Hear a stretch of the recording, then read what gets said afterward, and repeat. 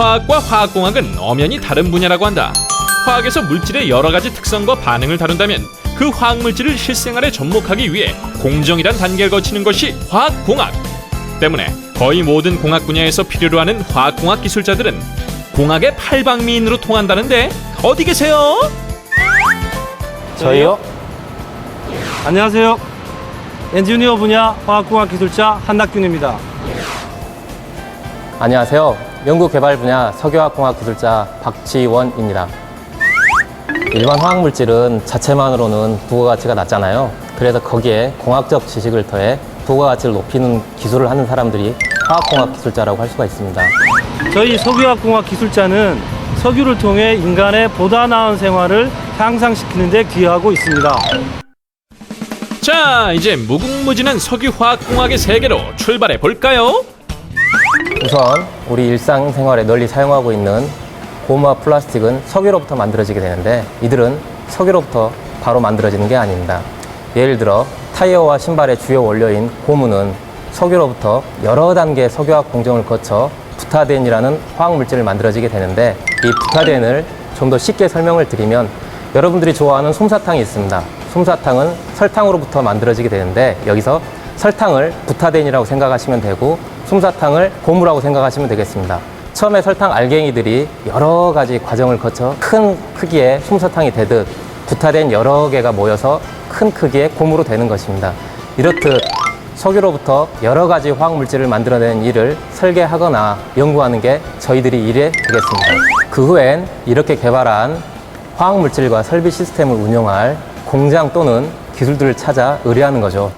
자, 그러면 이제 본격적인 생산 업무에 돌입하는 과정이다. 대다수의 석유화학공학 엔지니어는 공정 엔지니어, 즉 생산 현장에서 직접 생산을 담당을 하고 생산 관리를 하는 업무를 하고 있습니다. 공정 개발자나 연구원에서 개발된 공정에서 최적의 상태에서 최고 품질의 제품을 만드는 역할을 하고 또 그 과정에서 체득한 기술을 공정 개발자들이나 연구원에게 조언하는 역할도 담당하고 있습니다. 석유화학공학 기술자, 이제 조금 알 것도 같은데 좀 더 쉽게 이 직업에 대해 알 수 있는 방법 없을까요? 공정 개발을 담당하시는 분들이나 연구원들은 어떤 제품의 레시피, 즉 제조 처방을 연구하시고 그 제조 처방에 따라서 생산하는 공정을 연구하시는 분들입니다. 그분들에서 연구된 제안된 생산 공정에 따라서 설치된 설비를 저희가 운전을 하게 되는 거죠. 저희는 그것을 제품의 진화를 담당하고 있다고 생각을 하고요. 더욱 좋은 제품을 더욱 좋은 공정에서 생산할 수 있도록 하는 것이 저희의 임무라고 생각을 합니다. 주어진 일의 성과가 곧바로 보이는 일이기보다는 끊임없이 생각하고 찾아내고 알아내는 일. 그들이 느끼는 어려움은 지금 우리가 당연하게 누리고 있는 편리함과 맞바꾼 대가다. 2, 3년 동안 열심히 수행한 프로젝트가 외부 환경이라든지 내부 환경에 의해서 갑자기 중단되었을 때 이건 분명히 회사나 외부에서 필요로 했기 때문에 제가 열심히 수행한 프로젝트인데 근데 이렇게 중단되었던 프로젝트가 다시 상황이 바뀌어서 추진을 하게 되었을 때 기존에 저희가 중단하면서 겪었던 어려운 문제를 다시 새로 봉착해야 된다는 게 또한 어려움이라고 할 수 있겠습니다.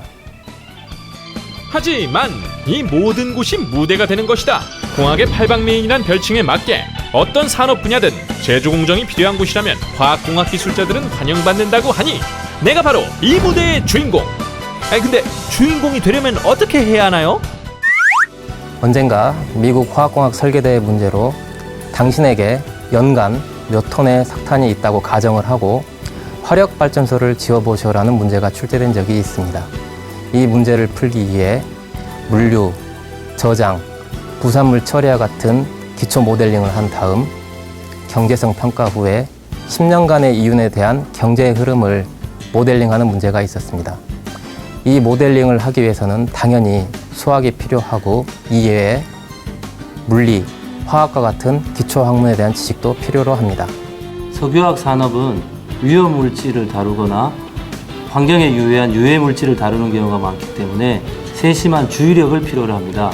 그리고 복잡한 공정과 시스템들을 다루고 있기 때문에 논리적인 사고력을 필요로 합니다. 그리고 끊임없이 발생하는 문제점들을 해결하기 위해서는 문제 해결 능력을 위한 창의력을 필요로 합니다. 우리나라뿐 아니라 세계를 이끌어가는 산업이 석유화학이라는 건 분명한 사실이다. 그렇기에 그 중심에 서서 흘리는 그들의 땀방울은 곧 그들만이 느낄 수 있는 자부심이 될 것이다. 석유화학이라는 분야가 굉장히 딱딱하고 어려워 보일 수 있는 학문이기 때문에 여러분들이 학교에서 공부를 하실 때 화학, 물리, 영어 같은 기본 학문이 필요하긴 하지만 최근 들어서 여러분 주변에는 많은 과학 캠프들이 있습니다. 이들을 적극 활용하고 참여한다면 여러분도 쉽게 석유화학 공학자가 될 수 있을 거라는 생각을 합니다. 과학공학자의 문으로 들어오세요.